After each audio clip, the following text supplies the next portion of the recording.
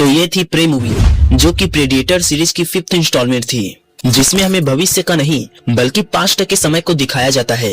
तो मूवी की स्टार्टिंग 1719 में होती है, जहां पर हमें कबीले की लड़की नारू को दिखाया जाता है, जो कि शिकारी बनना चाहती थी और इसके लिए वह प्रैक्टिस कर रही थी।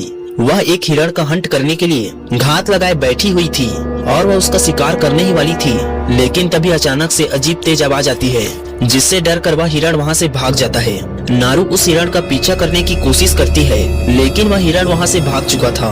पर इसी दौरान नारू का डॉगी एक ट्रैप में फंस जाता है, जिसके बारे में नारू को पता नहीं होता कि उसे किसने लगाया है। पर तभी उसे बादलों में किसी की आवाज आती है और जब वह चट्टानों के ऊपर चढ़कर देखती है तो वह एक स्पेसशिप होती है, जिसे देखकर नारू कुछ भी नहीं समझ पाती और वह अपने भाई के पास पहुंच जाती है।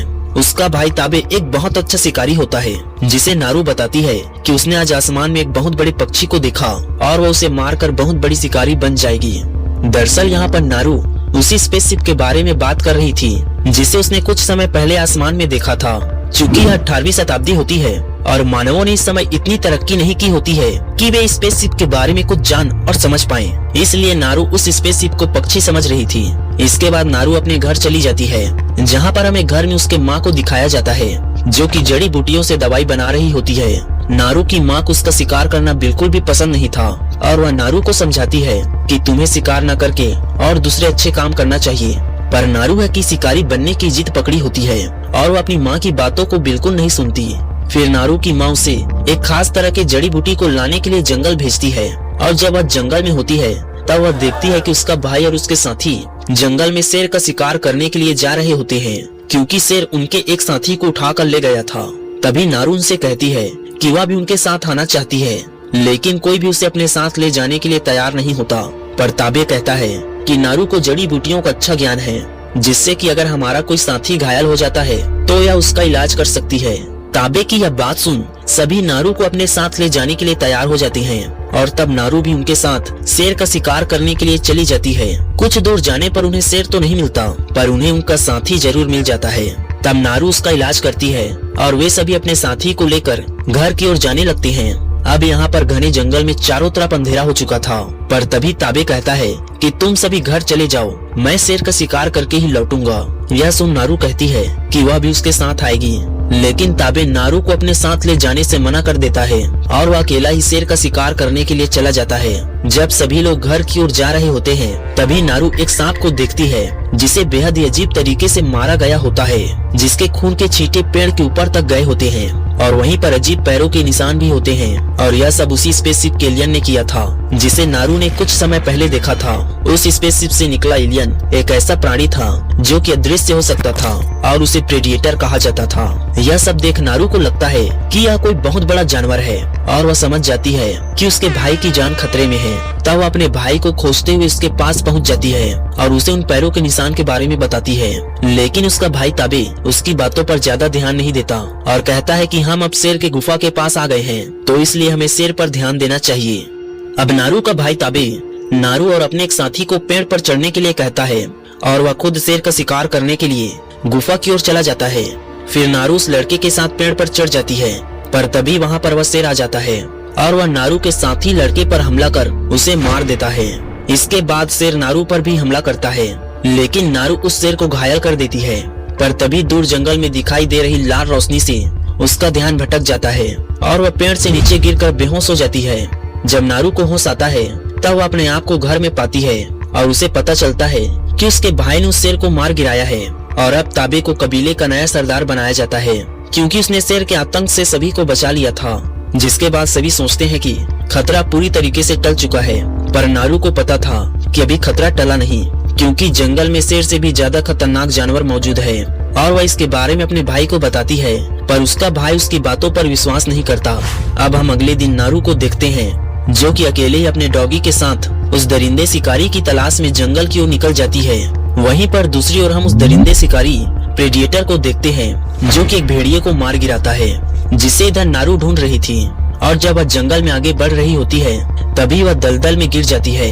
जिससे वह जैसे तैसे करके रस्सी की सहायता से बाहर निकलती है। फिर इसके बाद जब वह आगे बढ़ती है तब वह नदी के पास एक भालू को देखती है और वह उसका शिकार करने की कोशिश करती है, लेकिन उसके धनुष की रस्सी टूट जाती है, जिसकी वजह से भालू उसे देख लेता है और वह नारू को मारने के लिए उसकी ओर बढ़ने लगता है। जिससे बचने के लिए नारू लकड़ियों के नीचे छिप जाती है, लेकिन इसके बावजूद भालू उस पर हमला करता है और उसे मारने ही वाला होता है। पर तभी वहाँ पर प्रेडिएटर पहुँच जाता है, जिसके बाद भालू और उसके बीच जबरदस्त लड़ाई होती है। भालू के हमले से प्रेडिएटर घायल हो जाता है, जिससे उसके शरीर से हरा खून निकलने लगता है और वह इसके बाद गुस्से से भालू को एक ही बार में मार गिराता है और वह खून से लथपथ हो जाता है, जिसे देख नारू बहुत ज्यादा डर जाती है और वह तुरंत वहां से भाग जाती है। जिसके बाद कुछ कबीले वाले नारू के पास पहुंच जाते हैं, जिन्हें नारू के भाई ने भेजा था। नारू उन्हें प्रेडिएटर के बारे में बताती है, पर कोई भी उसकी बातों पर विश्वास नहीं करता और वे नारू के हाथ को बांधकर उसे अपने साथ ले जाने लगते हैं। पर तभी वहाँ पर प्रेडिएटर पहुँच जाता है, जो कि ऊपर से उन कबीले वालों को एनर्जी के रूप में देख रहा होता है। उन सभी कबीले वालों के पास हथियार था। चूँकि प्रेडिएटर सिर्फ हथियार वालों को मारता था, इसलिए वह उन सभी कबीले वालों को बेरहमी से मार देता है। पर नारू अपने हाथ को छुड़ाकर वहाँ से भाग जाती है, जिसे प्रेडिएटर देख लेता है। वहीं पर नारू को उसके कबीले का एक और साथी मिल जाता है, जिसके साथ वह घास में छिप जाती है। पर फिर भी प्रेडिएटर उन्हें उनके बॉडी से निकलने वाली हीट की वजह से देख लेता है और वह नारू तथा उसके साथी लड़के पर हमला करने लगता है, लेकिन उससे बचते हुए वे दोनों वहाँ से भागने लगते हैं। पर फिर भी प्रेडिएटर उसके साथी लड़के को मार गिराता है। नारू उससे बचकर आगे भाग रही होती है, पर तभी उसका पैर एक ट्रैप में फंस जाता है, जिसे देख प्रेडिएटर को लगता है कि यह तो लाचार और बेबस शिकार है, इससे मुझे कोई खतरा नहीं है। ऐसा सोचकर वह वहाँ से चला जाता है। पर तभी वहाँ पर कुछ शिकारी आ जाते हैं, जिन्होंने इस ट्रैप को बिछाया था ताकि इससे वे जानवरों को पकड़ सके और उसके खाल को बेचकर पैसा कमा सके। इसके बाद वे लोग नारू को बंदी बनाकर अपने कबीले में ले जाते हैं, जहाँ पर एक आदमी नारू के पास आकर बताता है कि प्रेडिएटर ने उनके बहुत सारे साथियों को मार दिया है और अगर तुम उसके बारे में कुछ जानती हो तो हमें बता दो। पर नारू कहती है कि उसे उसके बारे में कुछ भी नहीं पता। पर तभी वहाँ पर उनका सरदार आता है, जिसके पास नारू का भाई होता है और वे नारू तथा उसके भाई ताबे को एक पेड़ से बांध देते हैं, ताकि जब प्रेडिएटर उन दोनों को मारने के लिए आए तो वे उसे मार सकें। अब प्रेडिएटर वहाँ पर पहुँच जाता है, जो कि इस बार बिना अदृश्य हुए अपने असली रूप में आता है, जो कि काफी भयानक होता है। तभी नारू अपने भाई से कहती है कि तुम्हें डरने की जरूरत नहीं है, क्योंकि यह दरिंदा केवल उन्हीं पर हमला करता है जिनके पास हथियार होता है, और जिनके पास हथियार नहीं होता ये उन्हें सूंघता तक नहीं। मतलब कि यह शिकारियों का शिकारी है। अब प्रेडिएटर उनकी ओर आगे बढ़ने लगता है, लेकिन तभी उसका एक पैर ट्रैप में फंस जाता है, जिसे शिकारियों ने लगाया था। लेकिन वह प्रेडिएटर बहुत ज्यादा शक्तिशाली होता है। वह बड़ी आसानी से ट्रैप को तोड़कर सभी शिकारियों को एक एक करके बड़ी बेरहमी से मार देता है। इसी बीच नारू उनके पास रखे ट्रैप की सहायता से अपने और अपने भाई के हाथ के रस्सियों को काट देती है, जिसके बाद ताबे घोड़ा लेने के लिए चला जाता है और नारू भी अपने डॉगी को लेने के लिए शिकारियों के कैंप में पहुंच जाती है। दूसरी ओर हम देखते हैं कि प्रेडिएटर अपने हेलमेट को वहीं पर फेंक देता है, जिससे वहां पर धमाका होता है और सभी शिकारी मारे जाते हैं। इधर हमें नारू को दिखाया जाता है, जो कि कुछ शिकारियों को मार गिराती है, लेकिन तभी वहां पर वही व्यक्ति आ जाता है जिसने नारू से प्रेडिएटर के बारे में पूछा था। उसके एक पैर को प्रेडिएटर ने काट दिया था, जिसका इलाज करने के लिए वह नारू से कहता है, जिसके बदले में वह उसे अपना गन दे देगा। तब नारू उसे एक खास किस्म की फूल खिलाती है, जिससे उसका खून बहना बंद हो जाता है और उसके शरीर का खून ठंडा हो जाता है। पर तभी वहाँ पर वह प्रेडिएटर पहुँच जाता है, जो कि उस पैर कटे हुए आदमी के ठंडे शरीर को देखकर उसे मरा हुआ समझता है और वहाँ से आगे बढ़ने लगता है। लेकिन प्रेडिएटर अपना एक पैर गलती से उस आदमी के पैर पर रख देता है, जिससे वह आदमी चिल्ला उठता है और प्रेडिएटर उसे मारकर उसकी पीड़ा दूर कर देता है। पर तभी नारू का भाई घोड़े में पहुंच जाता है और वह प्रेडिएटर के सिर को मारकर उसके मास्क को गिरा देता है, जिससे उसके मास्क का लेजर बीन पेड़ के ऊपर जा लगता है, जिसकी वजह से प्रेडिएटर नारू के भाई पर जितने भी हमले करता है वह सभी उसी पेड़ पर जा लगते हैं जहाँ पर लेजर बीन पॉइंटेड होता है। यह देख नारू समझ जाती है कि अगर उसे सही जगह पर निशाना लगाना है तो प्रेडिएटर को मास्क पहनना ही होगा। पर तभी प्रेडिएटर अचानक से गायब हो जाता है और वह नारू के भाई तौबे को मार देता है। नारू इस समय प्रेडिएटर से लड़ने की हालत में नहीं होती, इसलिए वह वहाँ से भाग जाती है, लेकिन वह उससे अपने भाई और अपने कबीले वालों का बदला लेना चाहती थी। इसलिए वह एक प्लान बनाती है, जिसमें वह एक शिकारी पर अटैक करती है और उसे चारा बनाकर पेड़ से बांध देती है। फिर वह उस फूल को खा लेती है, जिससे उसके शरीर का खून ठंडा हो जाता है तभी इतने में ही वहाँ पर प्रेडेटर पहुँच जाता है और वह उस आदमी को उसके गर्म शरीर की वजह से देख लेता है, पर वह नारू को उसके ठंडे शरीर की वजह से नहीं देख पाता। नारू ने जानबूझकर उस आदमी को हथियार पकड़ाया था ताकि प्रेडेटर उसे शिकारी समझे, और होता ऐसे ही है।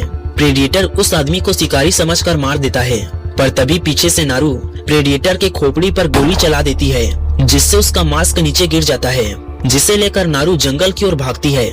वह उस प्रेडेटर के मास्क को 2 पत्थरों के बीच फंसाकर एक जाल बिछा देती है। फिर प्रेडेटर अपने मास्क के लिए आता है, जिसके आते ही नारू उस पर कूद पड़ती है और उस पर बहुत ज्यादा अटैक कर उसे घायल कर देती है। प्रेडेटर भी उस पर हमला करता है और उन दोनों के बीच काफी जबरदस्त लड़ाई होती है, जिसके बाद नारू दलदल के दूसरी ओर चली जाती है, जहाँ पर उसने ट्रैप को बिछा रखा था। प्रेडेटर जब आगे बढ़ता है तब नारू बिल्कुल ठीक उसके सामने आ जाती है और उसके पीछे प्रेडेटर का मास्क होता है, जिसकी लेजर बीम सीधे प्रेडेटर पर ही पड़ रही होती है। और नारू अच्छे से जानती थी कि मास्क के लेजर का एरो जहाँ भी पड़ेगा प्रेडेटर का निशाना भी वहीं पर लगेगा। इसलिए प्रेडेटर जैसे ही नारू पर हमला करता है उसका हथियार उसी पर जा लगता है, जिससे प्रेडेटर की मौके पर ही मौत हो जाती है। और इसके बाद नारू वापस से अपने कबीले में आ जाती है, जहाँ पर उसके हाथ में प्रेडेटर का सिर होता है। साथ में उसने प्रेडेटर के हरे खून को अपने चेहरे तथा शरीर पर भी लगा रखा होता है, जिसे देख उसे कबीले का नया सरदार बना दिया जाता है। इस तरह से नारू जो करना चाहती थी आज उसने उस काम को कर दिखाया था और वह एक शिकारी बन चुकी थी। इसी के साथ यह मूवी यहीं पर खत्म हो जाती है। आपका और हमारा साथ भी।